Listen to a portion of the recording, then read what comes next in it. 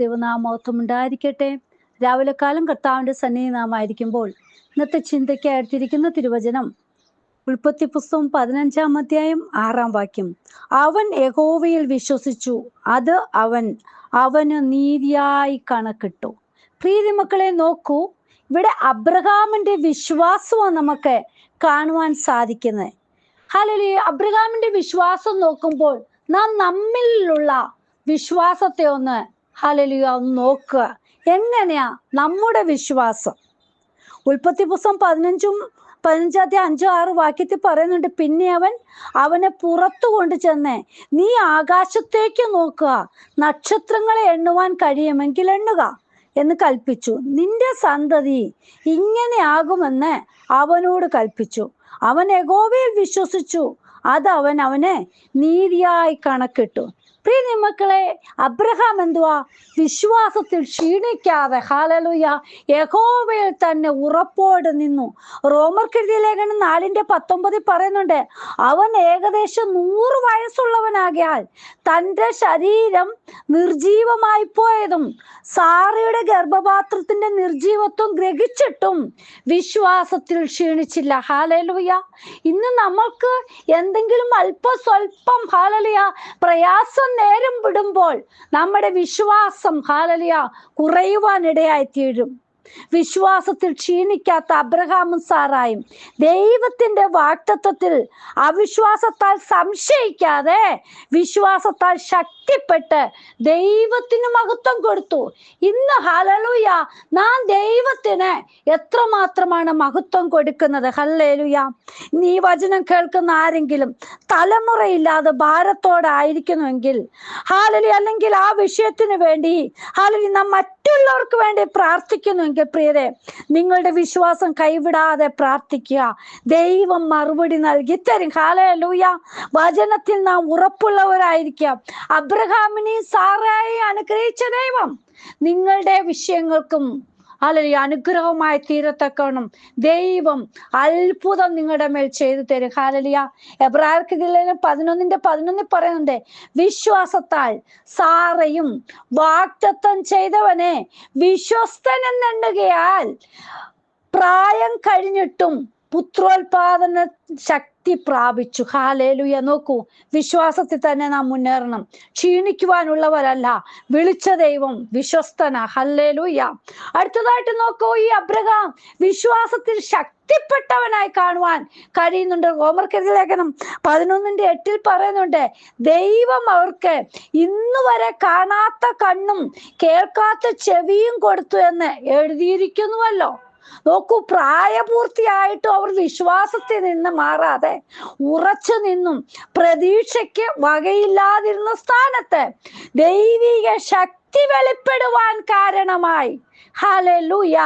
മനുഷ്യരുടെ നോട്ടത്തിൽ അസാധ്യമെന്ന് കരുതിയതിൽ ദൈവിക സാന്നിധ്യം ഇവിടെ ഹല്ലേലൂയ കാണുവാൻ സാധിച്ചു. പ്രിയ മക്കളെ, മനുഷ്യരാ അസാധ്യമെന്ന് പറയുന്നേ, നമ്മുടെ ദൈവത്താൽ അസാധ്യമായത് ഒന്നുമില്ല, സകലവും സാധ്യമാ. ഹല്ലേലൂയ. ഇത് ഉൽപ്പത്തി പുസ്തകം 21:1-2 വാക്യത്തിൽ പറയുന്നു, അനന്തരം യഹോവ താൻ അരുളി ചെയ്തിരുന്നത് പോലെ സാറയെ സന്ദർശിച്ചു. താൻ വാഗ്ദത്തം ചെയ്തിരുന്നത് യഹോവ സാറയ്ക്ക് നിവർത്തിച്ചു കൊടുത്തു. അബ്രഹാമിന്റെ വാർദ്ധക്യത്തിൽ ദൈവം അവനോട് അരുളി ചെയ്തിരുന്ന അവധിക്ക് സാറ ഗർഭം ധരിച്ചൊരു മകനെ പ്രസവിച്ചു. പ്രിയ മക്കളെ, നോക്കൂ, ഹല്ലേലൂയ. നമ്മുടെ അപ്പൻ ഏത് ഡേറ്റ്, ഏത് സമയം നമ്മളോട് പറയുന്നു, ആ സമയത്ത് തന്നെ ദൈവത്തിന്റെ അത്ഭുതം നമുക്ക് കാണുവാനിടയായിത്തീരും. അതിനൊരു കാര്യം ചെയ്യണം, നമ്മൾ വിശ്വാസത്തിൽ ഉറപ്പുള്ളവരായിരിക്കണം. ഹല്ലേലൂയ. ആവർത്തന പുസ്തകം 29:4 പറയുന്നുണ്ട്, ഞാൻ 40 സംവത്സരം നിങ്ങളെ മരുഭൂമിയിൽ നടത്തി, നിങ്ങൾ ഉടുത്തിരുന്ന വസ്ത്രം ജീർണിച്ചിട്ടില്ല, കാലിലെ ചെരുപ്പ് പഴകിയിട്ടുമില്ല. ഹല്ലേലൂയ. നോക്കൂ, ഇവിടെ ജനങ്ങളുടെ വിശ്വാസം പ്രിയ മക്കളെ കാണാൻ സാധിക്കുന്നുള്ളത്.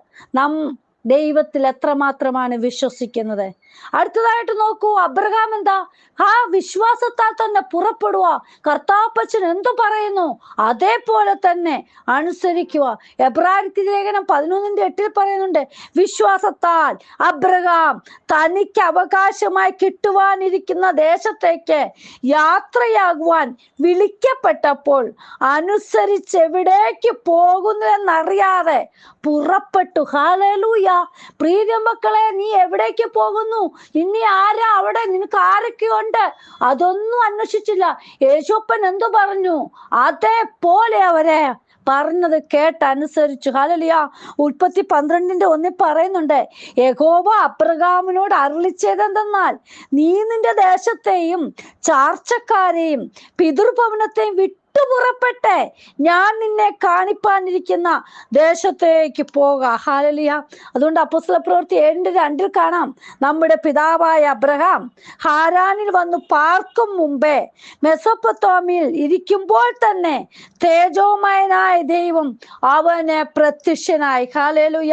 പ്രിയ മക്കളെ നോക്കൂ, നിങ്ങൾക്ക് ഹല്ലേലൂയ ദൈവിക വാഗ്ദത്തം എവിടെ പോകുവാനാണ്, എന്തിനാണ് എന്നുള്ളത് മനസ്സിലാക്കി പുറപ്പെട്ട തീർച്ചയായിട്ടും ഹല്ലേലൂയ നമുക്ക് മുമ്പായി അവിടെ ചെന്ന് ദുർഘടങ്ങളെയെല്ലാം മാറ്റി ഹല്ലേലൂയ അനുഗ്രഹം തരുന്ന ദൈവത്തെ ഹല്ലേലൂയ ആ ദൈവ സാന്നിധ്യം നമുക്ക് അനുഭവിപ്പാൻ ഇടയായി തീരും. ഹല്ലേലൂയ.